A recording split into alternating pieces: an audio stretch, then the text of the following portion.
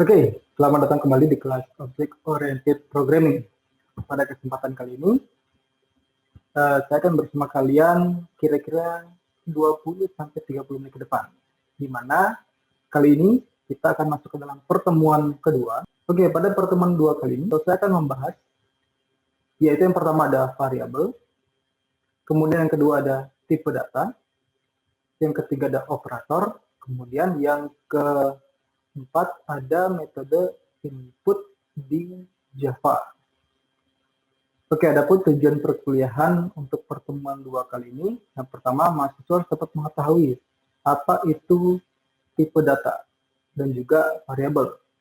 Kemudian bagaimana cara mendeklarasikan suatu variabel.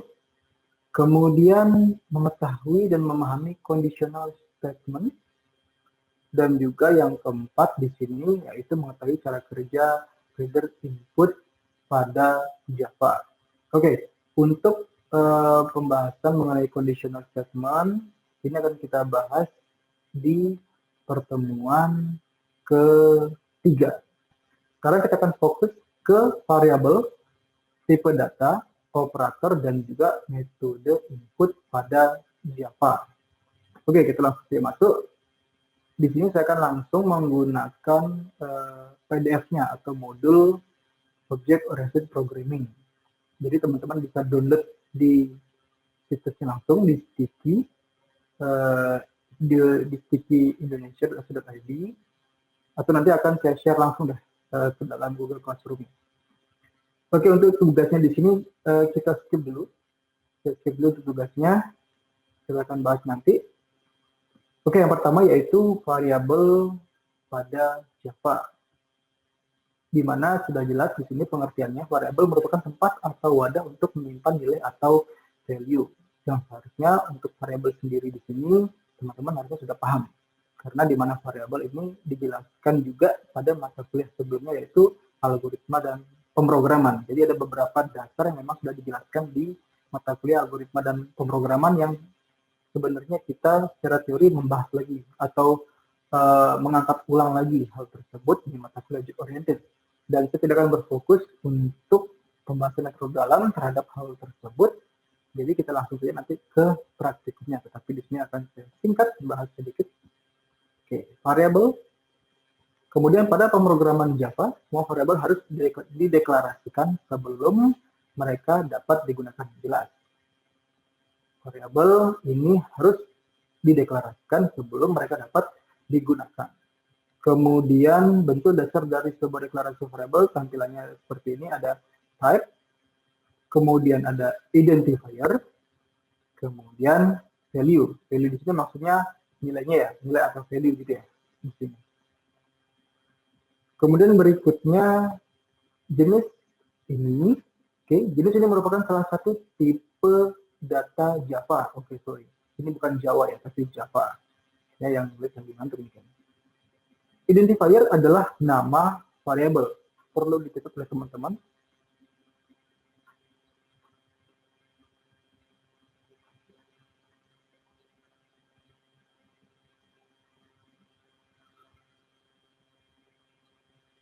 Oke, perlu dicatat oleh teman-teman. Identifier adalah nama variabel. Bisa saya katakan variabel di sini karena dia merupakan penampung. Variabel juga dapat dikatakan suatu identifier. Kemudian menyatakan lebih dari satu variabel dari jenis tertentu menggunakan daftar dipisah koma. Jadi kalau teman-teman ingin menuliskan suatu variabel dengan tipe data yang sama, tetapi penamaan variabelnya berbeda, untuk memisahkannya menggunakan koma. Berikut adalah deklarasi contoh untuk variabel dari berbagai jenis. Oke, contohnya. Misalkan A, B, C. Ini merupakan suatu variabel di mana tipe datanya adalah integer. Oke, di sini untuk pembahasan tipe data sudah secara langsung disampaikan ketika kita memahami teori variabel di sini. Jadi untuk variabel A, B, C, di mana tipe datanya yaitu integer. Dan integer sendiri merupakan tipe data yang digunakan untuk menampung data yang bertipe integer. Oke. Kemudian di bawahnya ada long, di mana D merupakan nama variabelnya. Tetapi perlu dilihat di sini atau diperhatikan di sini, di mana D menyimpan angka atau nilai atau value 3.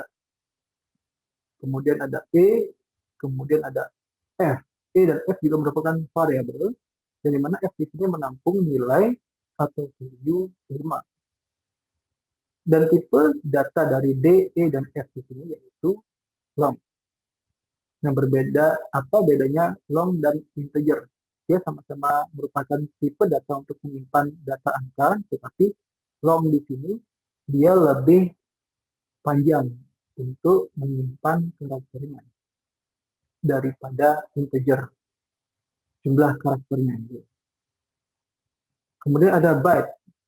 Ada byte di sini memiliki variabel z, nama variabelnya, tipe datanya byte, yang menyimpan nilai 22.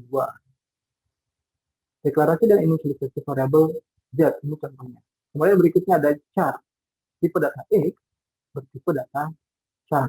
Atau bisa kita katakan karakter gitu ya. Di mana X menampung karakter X. Perhatikan di sini ada tanda petik. Petik tidak akan ikut tersimpan karena petik di sini sebagai penanda bahwa data ini data yang bertipe data char. Jadi seperti itu. Kemudian di bawahnya ada string. Kemudian nama variabelnya nama. Di mana nama menampung adi. Adi di sini ditulis dengan tanda petik 2 lagi. Oke, petik 2 sebagai penanda bahwa ternyata data dengan nama adi ini merupakan data bertipe string yang ditampung pada variabel nama. Yang jelas, nama di sini merupakan nama variabel dengan tipe datanya string. Jadi seperti itu untuk pemahaman daripada variabel di dalam Java. Kalau misalkan adi diganti dengan angka 2, it's okay, nggak masalah. Selama dia nanti tetap menggunakan tanda petik 2. Jadi angka itu ada di dalam sini. Nggak masalah. Tapi angka yang ada di dalam sini tidak akan dapat dijumlahkan karena sifatnya yaitu string. Kalau ingin angka tersebut dapat dijumlahkan, maka harus disimpan ke dalam tipe atau variabel dengan tipe data integer atau long dan lain sebagainya yang memang digunakan untuk dalam proses perhitungan. Jadi seperti itu. Oke. Jadi kita lanjut untuk metode input pada Java. Oke, saya bacakan dulu ya. Pemrograman Java tentunya memiliki metode input yang digunakan sebagai tempat menangkap value atau nilai pada variabel sehingga mampu menjadikan proyek Anda bersifat dinamis. Dalam pemrograman Java memiliki banyak metode input, namun diantaranya yaitu pertama ada buffer reader, ada gOptionPaint, kemudian ada scanner. Jadi ada 3 metode input yang kita gunakan di sini. Yang pertama itu ada buffer reader, yang kedua itu ada gOptionPaint, dan yang ketiga ada scanner. Jadi cuma 3 yang kita gunakan. Karena sebenarnya masih ada banyak lagi metode input pada Java, kita berfokus terhadap 3 metode input di sini. Oke, untuk buffer reader nanti akan kita bahas setelah ini ya. Kita bahas, tapi sebelumnya kita akan masuk dulu ke operator pada Java dulu. Ini masih teori ya. Nanti praktikumnya kemarin saya akan menjelaskan di sini. Khusus untuk praktikum, untuk video kali ini, saya akan menjelaskan hanya sampai nanti variabel, tipe data, dan metode input. Karena di sini sangat banyak sekali dan saya rasa takutnya nanti waktunya yang tidak cukup ya. Oke, kita langsung lagi masuk ke materi operator Java. Oke, operator Java menyediakan banyak set operator untuk memanipulasi variabel di mana kita dapat membagi semua operator Java ke dalam kelompok berikut. Oke, yang pertama ada yaitu yang namanya arithmetic operator atau operator matematik. Seperti itu ya. Operator ini merupakan operator yang digunakan dalam proses perhitungan pada matematika. Yang pertama ada penjumlahan, operatornya itu tanda plus, kemudian ada pengurangan, tanda minus, ada perkalian, tanda bintang yang digunakan, kemudian ada pembagian flashnya itu merupakan operator pembagian. Kemudian ada operator modulus menggunakan persen. Modulus biasanya digunakan secara umum digunakan untuk mencari hasil nilai sisa pembagian. Jadi di sini kalau pada latihan yang teman-teman nanti akan coba itu secara umum biasanya digunakan untuk mencari nilai ganjil ataupun nilai genap. Kemudian berikutnya ada increment. Increment di sini operatornya tanda plus sejumlah 2. Dan increment sendiri itu biasanya digunakan pada proses looping atau perulangan. Kemudian berikutnya ada decrement. Decrement ini kebalikannya increment, dia menggunakan tanda minus sejumlah 2. Kemudian di bawahnya ada persamaan penjumlahan menggunakan tanda plus sama dengan, kemudian persamaan pengurangan minus sama dengan. Oke, ini merupakan operator aritmatika. Berikutnya ada operator relasional. Operator relasional di sini operator untuk menciptakan suatu hubungan. Jadi misalkan contohnya di sini diperhatikan operator yang pertama ada operator tanda lebih besar. Contohnya di sini OP1 lebih besar OP2. Keterangannya di mana OP1 lebih besar dari OP2. Kemudian yang di bawahnya ada lebih besar sama dengan. Berarti nanti untuk nilai pada OP1 lebih besar sama dengan OP2. Di mana untuk nilai pada OP1 itu bisa lebih besar atau bisa sama dengan OP2. Oke, karena ini bersih sama dengan. Berbeda halnya dengan yang ada di atasnya tadi, yang lebih besar. Jadi dia harus lebih besar. Kalau misalkan nilainya sama, tidak akan bisa. Dan itu akan bernilai false atau salah. Jadi nilainya harus lebih besar untuk yang pertama tadi. Dan sedangkan yang di bawahnya dengan isi sama dengan, ketika nilai OP1 dan OP2 sama, dia masih bernilai true. Oke, bisa dipahami sampai sini ya. Pelan-pelan dipahami untuk relational operator. Dan di bawahnya ini juga sama. Halnya seperti yang saya jelaskan tadi, cuman di sini yang berbeda hanya arahnya. Kalau yang di atas tadi lebih besar, yang di bawahnya lebih kecil. Jadi arahnya lebih sama aja sebenarnya. Tapi hanya perbedaannya dia lebih besar dan lebih kecil.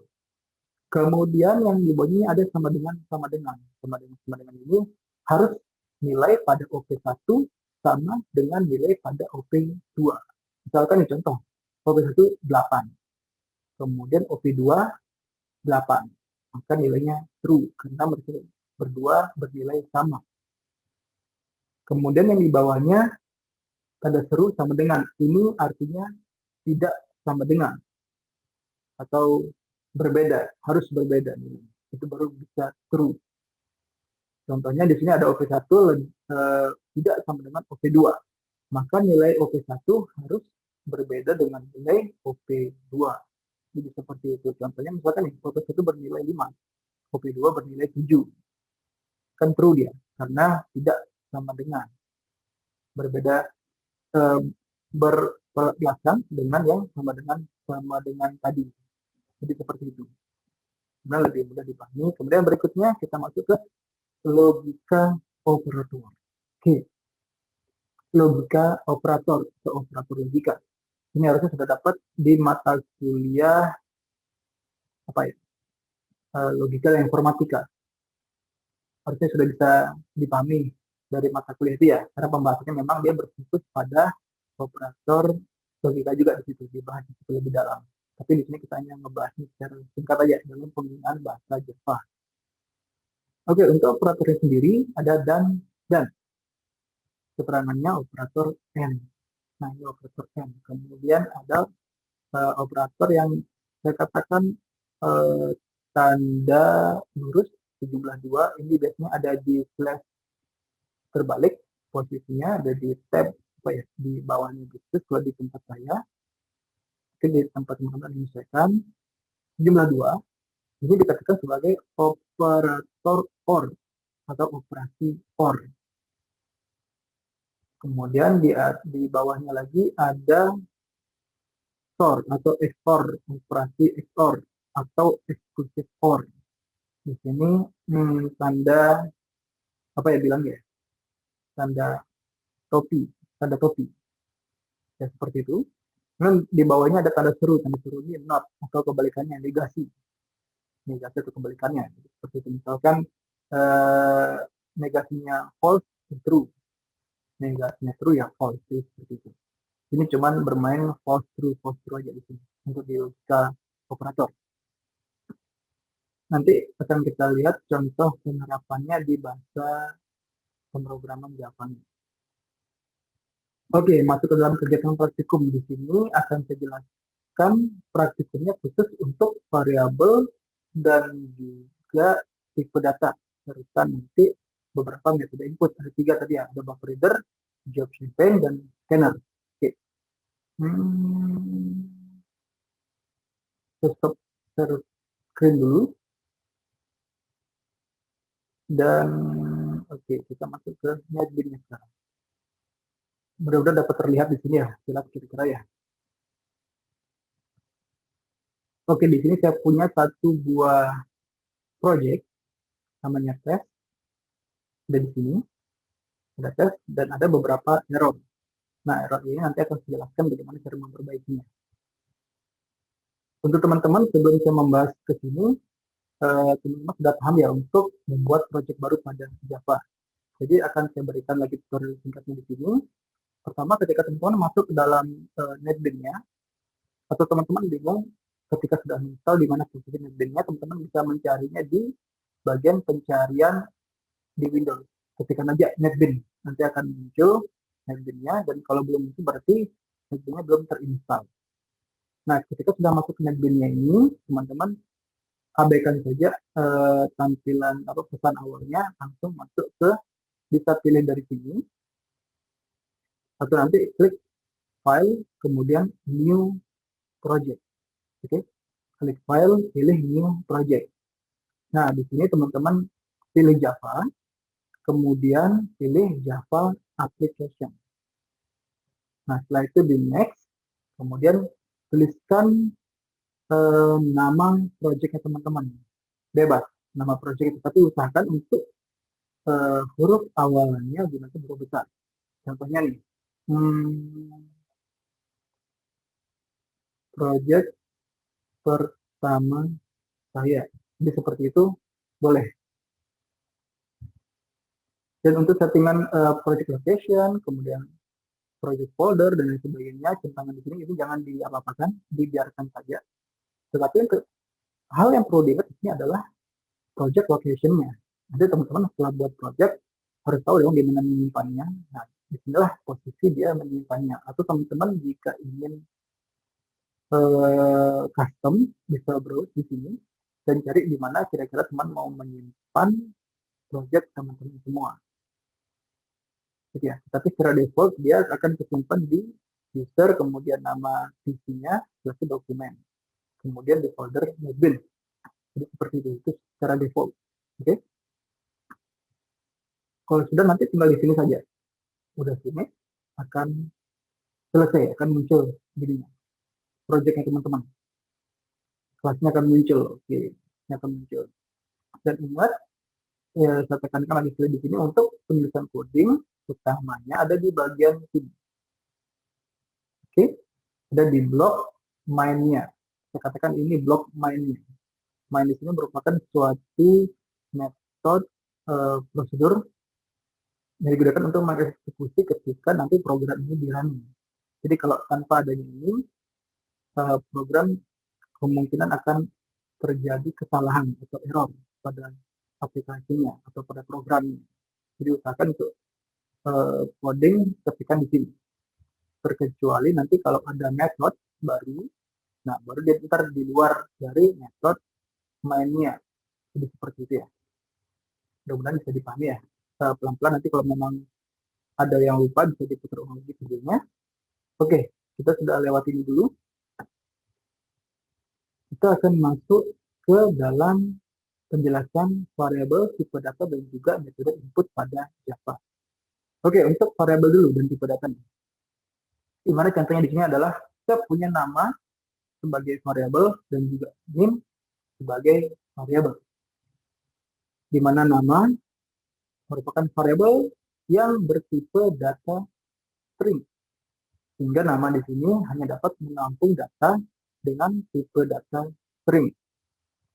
Nah, seperti tadi, di mana string, di sini untuk menyimpannya menggunakan titik menggunakan petik 2. Jadi datanya ada di dalam sini ya. Data di dalam sini untuk menyimpannya. Jadi seperti itu. Kalau misalkan ada nilai, gimana Pak? Oke, integer, x, t, x, misalkan x, t, y, dan seperti itu. Nah, ini merupakan 3 variabel dengan tipe datanya integer. Jadi x, t, dan y ini digunakan untuk menampung nilai dengan tipe data integer, itu berupa angka. Ini merupakan salah satu penerapan atau contoh penerapan dari tipe data dan juga variabel. Nah, kalau misalkan cuma satu nih, seperti ini penunjukannya. Kalau dia lebih dari satu, gunakan koma untuk menjadikan banyak variabel dalam satu tipe data. Gampang, jadi tidak usah terlalu dipusingkan seperti ini. Gampang ya? Nanti bisa diputar lagi videonya untuk dapat dicermati ya. Oke, untuk settingan daripada khusus tipe data string, untuk variabel dengan tipe data string, ini settingannya adalah ketik 2 dikosongkan, jadi jangan diisi. Karena kita akan menggunakan metode input untuk mengisinya. Kalau misalnya kita tidak menggunakan metode input, bisa langsung diisikan di sini. Tapi karena kita menggunakan metode input, jadi kita kosongkan saja, tidak masalah. Oke, kita akan masuk ke metode input yang pertama, yaitu buffer reader. Sudah siap semua ya? Oke, buffer reader ini merupakan metode input yang dimana metode input di sini merupakan salah satu metode input yang mengambil input dari keyboard, mengambil input dari keyboard dan juga digunakan untuk membaca input dari file dan jaringan. Jadi sebenarnya metode buffer reader, metode input dengan menggunakan buffer reader ini berbeda halnya dengan metode input yang menggunakan scanner dan juga G-option pane. Memang ada beberapa hal yang sama, tetapi khusus untuk buffer reader, selain dia mengambil input dari keyboard, dia juga mengambil input atau dapat membaca input berupa mengambil input dari suatu file atau jaringan.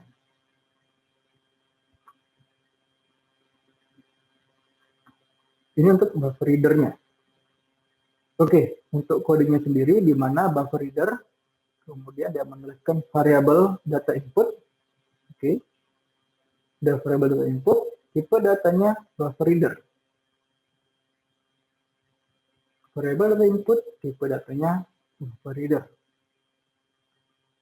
Di mana sama dengan new buffer reader, new input stream reader, system.in, di sini input.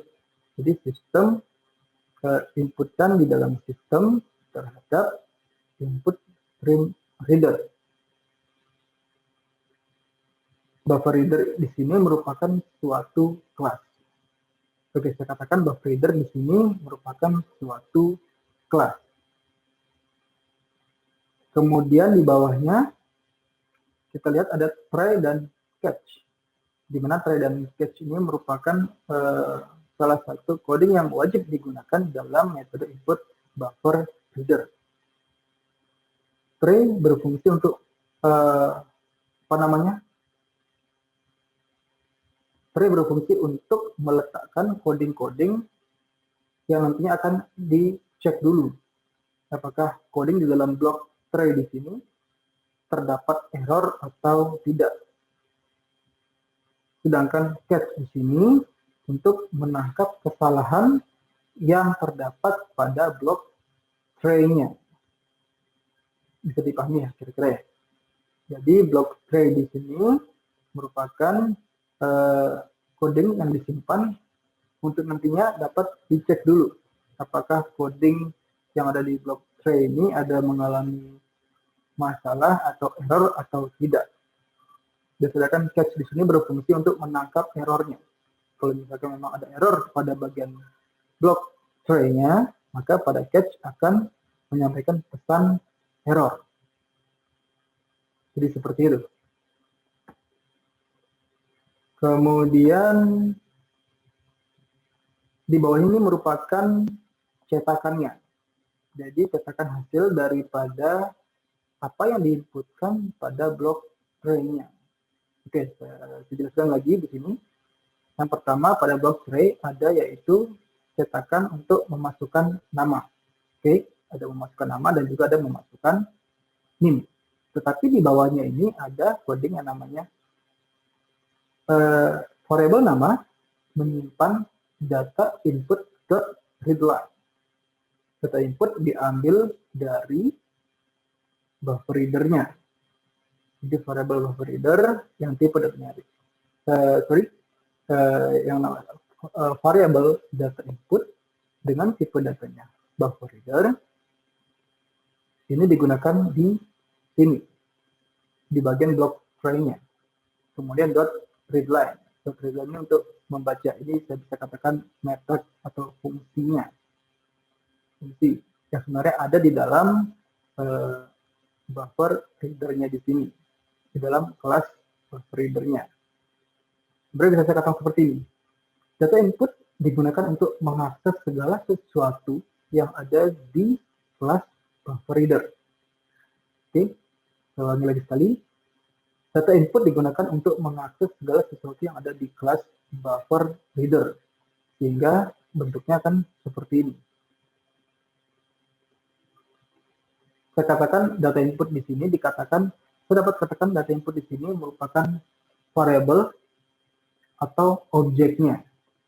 Jadi kalau pada penerapan OOP, Object Oriented Programming, di mana pemrograman berorientasi terhadap objek, maka data input di sini saya bisa katakan sebagai objeknya, di mana objek data input dapat mengakses seluruh data yang ada pada kelas buffer reader. Sehingga di sini di mana digunakan data input.readline, di mana fungsi readline berada di dalam kelas buffer reader. Jadi kami sampai sini ya. Dan satu baris ini datanya akan disimpan ke dalam ini variabel nama.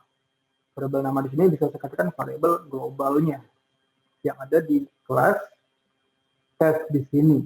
Oke, saya kira-kira ya. Kemudian ini juga sama, menampung data input.readline. Kenapa sama tetapi yang disimpan bisa berbeda? Sebenarnya sama saja, karena data yang dimasukkan di awal ini berbeda. Yang dimasukkan pertama ada nama, yang dimasukkan kedua ada NIM.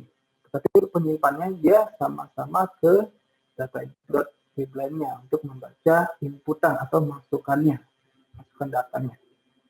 Dan disimpannya ke dalam dua variabel yang berbeda. Untuk nama disimpan ke dalam variabel nama, untuk NIM disimpan ke dalam variabel NIM. Simple gitu ya. Udah disimpan, sekarang bagaimana cara menampilkannya? Oke, dari sini dia akan berjalan ke bawah, ke catch dulu. Selama di sini tidak ada error, catch ini akan dilewati. Oke? Selama tidak ada error di bagian atau di blok tray-nya, maka sketch akan dilewati, simple. Oke. Kemudian setelah itu masuk ke cetaknya, mencetak hasil dari yang sudah ditampung ke dalam masing-masing variabel. Jadi apa yang dimasukkan akan disimpan ke dalam variabel masing-masing juga, kemudian akan dicetak dari variabel masing-masing itu sendiri juga. Kalau misalkan dia nama, oke, otomatis data yang disimpan ke dalam variabel nama di sini akan dikeluarkan juga pada variabel nama di sini. Simple, langsung dikeluarkan. Simpan nama, langsung keluarnya juga pasti. Kalau misalkan saya di sini memasukkan Indra, kemudian Indra disimpan dalam variabel nama, otomatis nama di sini juga akan menampilkan nama Indra. Oke, kita coba running programnya. Caranya seperti ini. Klik kanan, klik kanan, pilih run file. Kalau teman-teman ingin menjalankan per kelasnya, per kelasnya langsung di run file. Run anyway, karena masih ada beberapa error di kelas yang lain, jadi langsung run anyway aja, nggak usah dipikir lagi, langsung di run. Masukkan nama, misalkan nih Indra, saya enter, name-nya, saya enter lagi, masuk keluar hasilnya. Di mana nama saya Indra, name saya 11111. Simple. Oke, jangan dipikir ribet, simple. Kita kembali lagi ke codingnya tadi. Oke, di coding ini udah paham pasti ya. Dan saya ingin berikan tips lagi satu, yaitu pada print-nya. Di sini perhatikan print pada masukan dan print pada keluarannya. Print di sini untuk nama saya tidak isi ln, agar nanti ketika dia running, dia langsung kursornya berada di posisi di sini. Bisa paham ya? Jadi dalam satu baris langsung posisi kursor di baris yang sama. Kalau ln di sini berefek terhadap nanti hasilnya adalah untuk cetakan keduanya akan diturunkan ke bawah. Sambil contoh nih, misalkan saya ganti di sini pakai ln lah. Saya ganti pakai ln, di sini juga saya ganti pakai ln. Oke. Kalau saya running, perhatikan. Kalau saya running di sini misalkan dia langsung di bawah di sini posisinya. Bukan di sini lagi. Kalau tadi kan yang sebelumnya ada di sini. Dan sekarang ada di bawahnya. Ini efek dari ln, penggunaan ln terhadap print-nya. Tapi untuk hasil akan sama saja. Dan sama, seperti itu. Bisa dipahami ya? Ini tips simple. Sederhana. Gampang banget. Oke, kemudian setelah itu, kita sudah selesai di tahap metode input buffer reader. Berikutnya kita masuk ke scanner. Oke. Kita masuk ke scanner. Oke, di mana untuk metode input Java pada scanner, ini menurut saya metode input yang berbeda dengan buffer reader tadi. Jelas perbedaannya terhadap di struktur codingnya, dan juga yaitu di mana scanner di sini merupakan metode input yang hanya digunakan, yang hanya dapat digunakan di mana inputan melalui keyboard. Jadi inputannya dengan keyboard atau mengambil inputan dari keyboard. Cuma itu saja. Itu metode scanner, sangat simple. Kalau tadi yang buffer reader, dia juga dapat mengambil inputan dari suatu file atau jaringan. Kalau di scanner ini cuma pada suatu keyboardnya, itu inputannya. Jadi apapun yang diinputkan ini hanya bisa melalui keyboard. Bahkan untuk ke file dan jaringan tidak bisa. Simple. Oke, ada scanner. Di sini scannernya error. Cara mengatasinya gampang. Klik kursornya atau bawa kursornya ke bagian yang error. Ini scanner contohnya. Kemudian ikuti petunjuknya ALT plus enter. Ketikkan aja ALT plus enter akan muncul seperti ini. Oke, yang mana dipilih? Pilihlah yang import for Java scanner. Oke, sudah masuk. sudah ke import scannernya, sehingga errornya hilang. Sangat simpel. Oke, saya jelaskan sedikit di sini di bagian import Java Outlook Scanner. Ini merupakan library. Oke, ini merupakan library yang digunakan untuk apa? Untuk mengakses segala sesuatu yang ada di dalam kelas scanner. Saya katakan scanner merupakan suatu kelas. Jadi segala apapun yang ada di kelas scanner, library ini digunakan untuk mengaksesnya. Simple. Gampang. Kemudian java.util ini merupakan apa kira-kira? Ini merupakan paket. Jadi kalau ditanya misalkan cari kelas scanner di paket java.util, ya udah import aja, import java.util.scanner, udah selesai, beres, aman. Di sini untuk scannernya pasti nggak akan bermasalah. Oke, kalau udah seperti itu, tinggal kita ketikkan aja coding untuk penerapan scannernya. Tentunya di bagian sini, oke, di dalam kelas mainnya. Simple. Kalau di luar dari kelas mainnya, saya yakin nggak akan dieksekusi codingnya. Jadi harus di dalam kelas mainnya, karena kelas main di sini, bukan kelas mainnya, tetapi metode mainnya. Karena memang di metode main ini merupakan yang tadi, saya tidak mau menulis lagi, sudah cukup saja. Nanti bisa dilihat di penjelasan awal ya. Kita masuk lagi. Di sini saya punya satu buah variabel dengan nama yang bertipe data string. Oke, sama seperti tadi. Kemudian di mana scanner ada data input.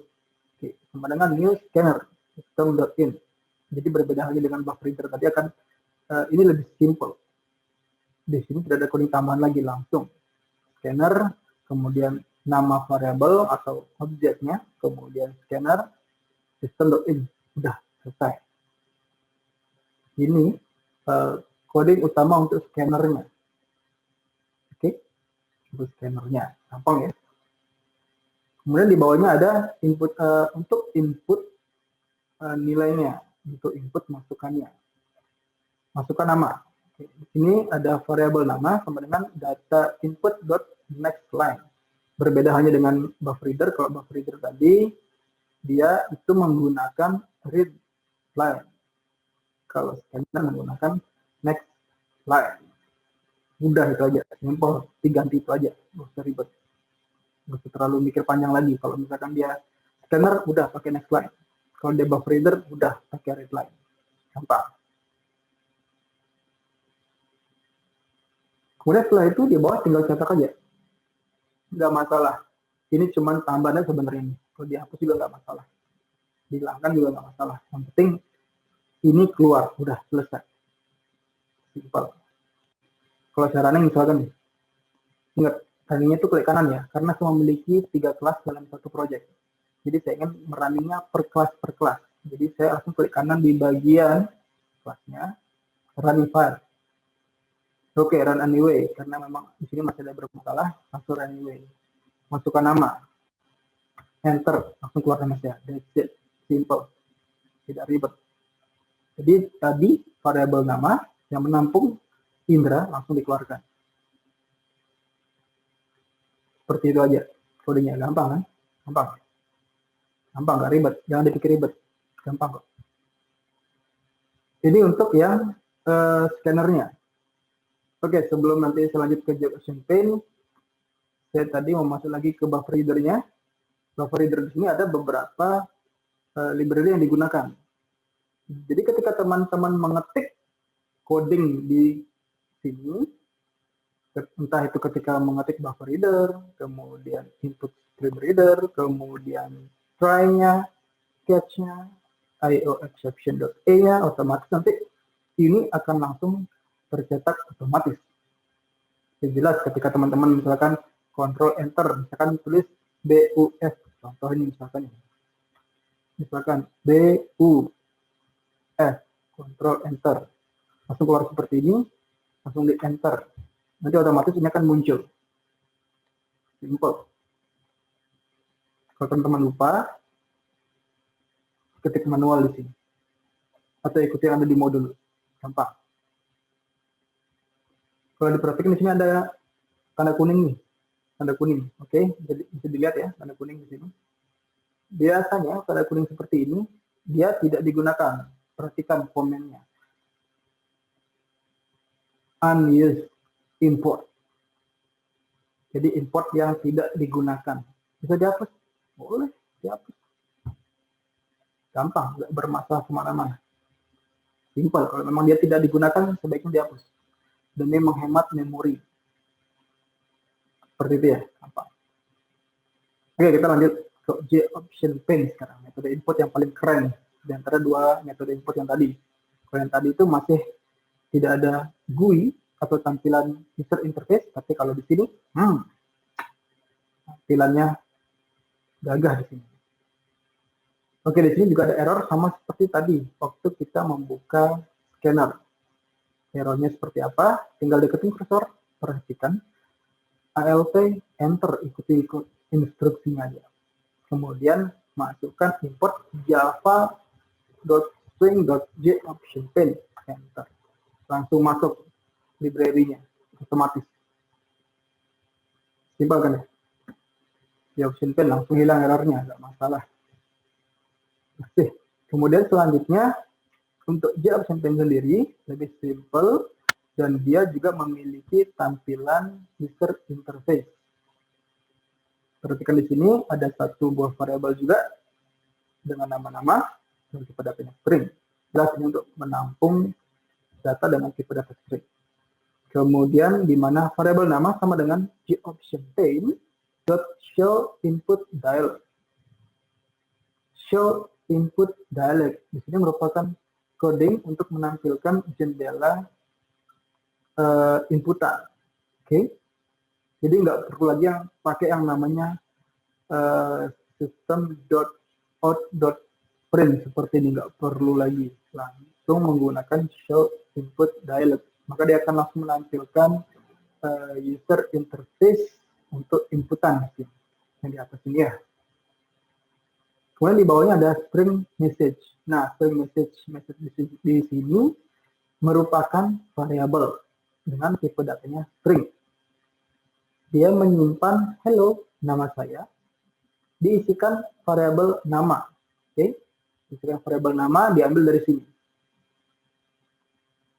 Dan isinya itu diambil dari sini. Simple. Di pandang ribet. Selanjutnya di bawahnya ada JOptionPaint.showMessageDialog. Nah, show message dialog ini juga untuk menampilkan jendela pesan, yang dimana yang ditampilkan di sini adalah message. Oke, jadi message di sini mengikuti ini. Jadi isi yang ditampilkan diambil dari sini. Untuk yang ini. Kalau yang di atasnya adalah show input dialog, kalau di bawahnya show message dialog. Ini bisa kita katakan untuk jendela inputan, dan ini bisa kita katakan sebagai jendela output atau jendela keluarannya, jendela hasil dari apa yang kita inputkan sebelumnya. Kalau di lain seperti ini hasilnya.